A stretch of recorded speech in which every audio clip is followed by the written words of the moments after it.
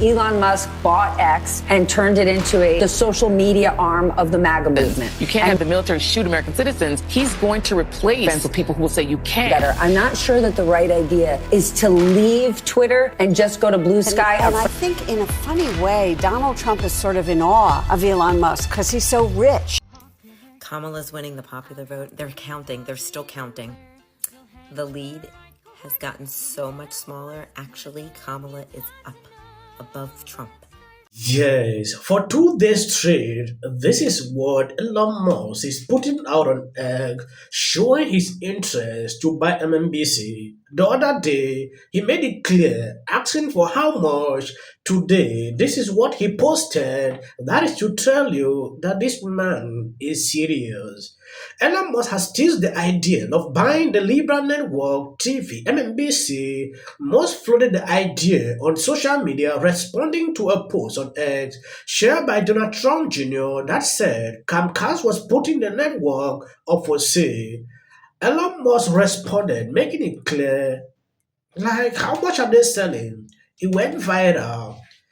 Just imagine Elon Musk doing this, allowing these same people that are working there to continue. What will happen? Elon goes into these companies and he kicks trash cans and yells at everybody. That's, by the way, his style.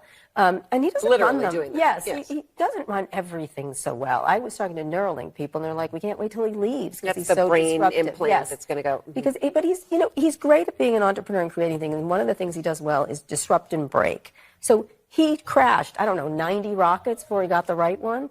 NASA can't do that. Government can't do that. Government can't crash.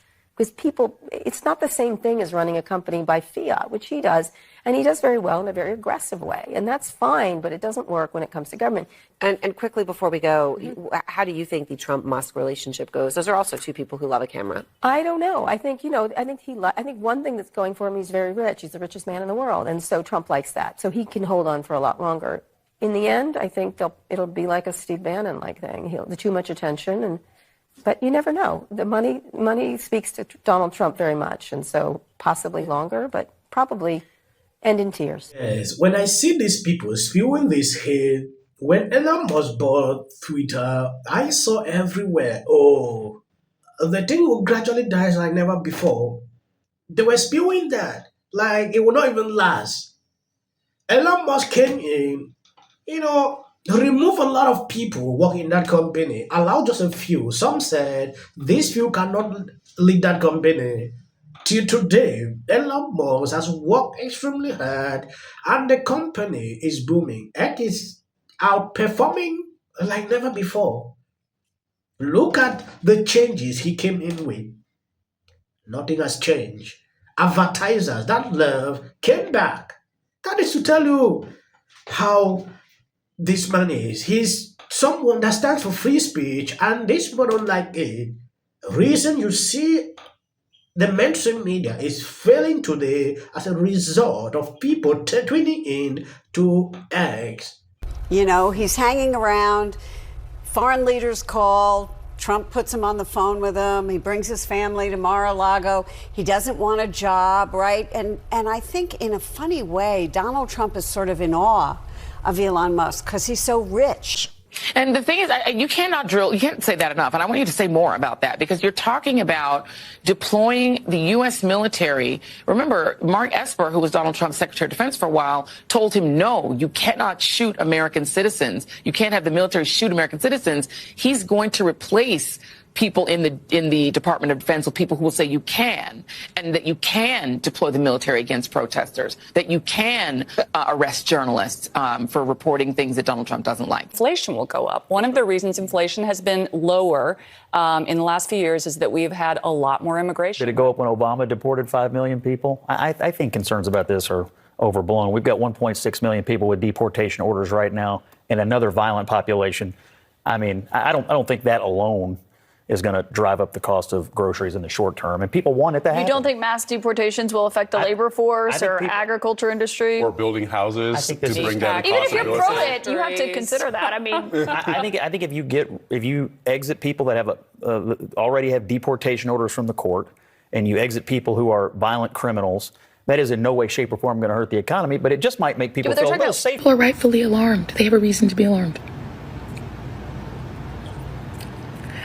And if you would vote for that, people may not feel so confident that they're safe with you. This is not crazy. This is legitimate feelings of fear of you and a feeling that you might not be someone they could trust.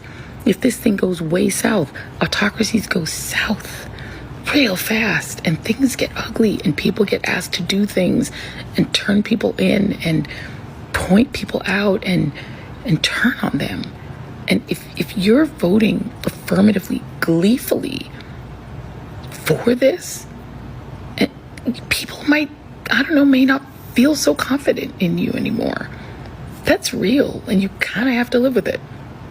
So if you think that you can vote for what people see as their destruction and then demand that they still are cool with you and kiki with you and have Thanksgiving with you, I think you're kind of missing the point of what people are upset about.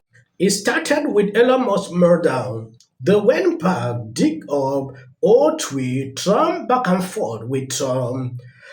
They struggled to cause problems among the two. It didn't work out. Elon Musk used his mind and worked with Trump. They didn't succeed. Now Trump won the election. The mainstream media can't stop. When you see them doing this every day, thinking it's a good idea, I don't know reason. One of their ratings is going down every day. People are not interested because they don't want people who speak the truth. If you dare do that, they are against you. Now, taking a look at this graph, you can clearly see about 54% of Americans support the idea of deportation. Joy Reid is here lying that Trump wants to shoot citizens. I don't believe that's what Trump wants to do. I've not seen it anywhere that Trump promised to do that. So these people creating this kind of fake narrative to spew out on air, it is out of touch to me. Elon Musk bought X and turned it into the social media arm of the MAGA movement. And we all sat there right in the middle of it during the campaign, possibly not realizing that we're sitting there like fat chickens, just getting attacked all day and just being part of this MAGA messaging. However, the election's over. Everybody's getting smarter and better. I'm not sure that the right idea is to leave Twitter and just go to Blue Sky, a friendlier place, because then we remain in our echo chambers. I don't think that you should necessarily stay in Twitter every day and battle it out and let yourself doom scroll of all the hate coming at you. But I want to see it. I want to read what's happening there, right? And so I think at least staying in those spaces is important because I want to hear the other things. The other day, I saw these people complaining that the MAGA movement have flooded Blue Sky. This is their new social media site that they created after the election. They said they're complaining. Very soon they'll tell the owner, why did you allow these MAGA people into this site? We want to be in our side alone. It is crazy when you are on social media, especially on an app. You should be able to withstand difficult conversations. Not everything will come your way. There are people that will disagree with you, but they are not ready to take up real conversations, handle things they disagree. Some quit X, Joy Reid quit, and this Morning Joe lady quit also. Because they cannot withstand that. They are flooded. They want to be in an echo chamber, only them. Just imagine how that can be boring. You are in a place only you see the same faces every day. You say everything, everybody say yes, yes, yes. I do worry about with this, like the Blue Sky versus X, because a lot of people I follow on X, Twitter, have now left to go to Blue Sky. I worry we're all going into our own echo chamber. So we had this, this election that was tense. Donald Trump won, and the right is going to stay on X, and then the left is all going to be on Blue Sky. How do we try to talk to each other? Unfortunately, I will have to say, the other side, I think, has driven people away because it's not just discourse. It's nasty name calling and coming after your family and I'm going to do this to you. Every congressperson has a bathroom in every congressperson has a bathroom in their office. So she's got a bathroom she can use in her office. And I'm sure she can use your bathroom and the bathroom of every Democrat and every person who's not a bigot in the United States Congress. We have bathrooms here. In this building, it just says all genders. Yeah. Why can't they just do that everywhere? Yeah, there are all gender bathrooms in many of the Capitol office buildings, not necessarily in the Capitol itself, but we're going to work through that. Renovate. Look at Whoopi lying that people coming after your family. That is crazy. That is insane. During this election, when Trump won, I have seen that liberals do this frequently, threatening. They've arrested some, even lost jobs as a result of the kind of hate they spread on social media. Just tell me that you cannot withstand the mockery, people celebrating some win. That is all, nothing big. If Kamala won, you will not see these people leaving eggs. That is the truth. They will stay there. Yeah. They are living because they want to create, because they believe that Elon Musk bought Twitter, to turn it in a MAGA movement, like they say, which is not true. Elon Musk did not limit any person. Feel free to speak. If you want to go to other side, you can see me on X. You are on your blue sky. Nothing stop you. Be your following in certain places. Be able to withstand difficult conversations. That is simple. Ask Donald Trump. You talked about black men would be with you. Where's a black man being nominated by you for your cabinet? Has anyone noticed there's no black that has been nominated on his cabinet? That needs to be raised. Congressman, you have been a very vocal and effective surrogate for Trump and for his campaign and, frankly, the Republican Party. What is your response to this criticism? I think it's criticism where people are upset that they still lost this election. And so if you were going to ask Reverend Al or anybody else in the Democrat Party, they're still licking their wounds about the fact that this did not work out the way that they thought it was going to. That being said, Donald Trump's cabinet is about people who are going to implement his agenda. And he's not done, by the way. You have Susie Wiles, the first woman ever to serve as chief of staff. You have Marco Rubio, a Cuban American who's going to serve as Secretary of State, representing America across the globe when it comes to foreign policy. You have Tulsi Gabbard going to be at DNI. So many others that are coming, and there's still slots to be filled. So I think everybody needs to pump the brakes and just wait and see what happens. This race beta cannot stop.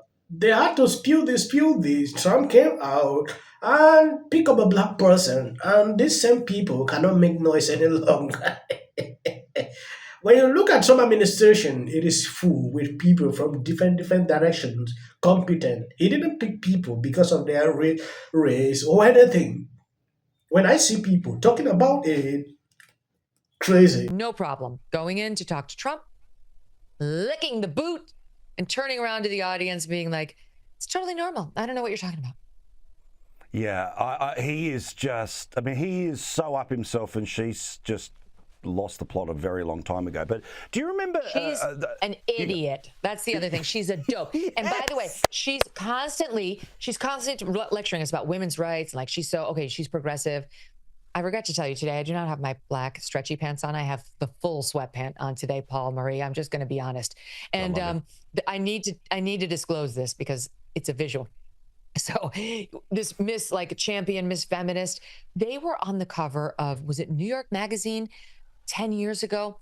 And you have a picture of the two of them where Joe Scarborough is like this. I think he might have his feet up on the table. It's like a power pose for him. And she is up there. This isn't, I'm not dressed for this, but I'm going to show you. Okay. Yeah, commit. Thank you. Oh! Yes. Like this. Oh my God, I should not be doing this. That's what she did. And he's sitting there in the power position. After doing this, I'm going to shake it off. Figure out a way to say thank you. No matter how you disagree with someone politically, you should never pray for this. That guy. I mentioned that guy's name. He's such an absolute prick. I can't stand him. But anyway. Hey there. I'm guessing you're not doing great. Me neither. Let's be honest, it was a terrible night. What will the rest of us be doing on day one? Now, well, Bishop Vigano, he says that a lot of people were confused about why place that made these refused to make them.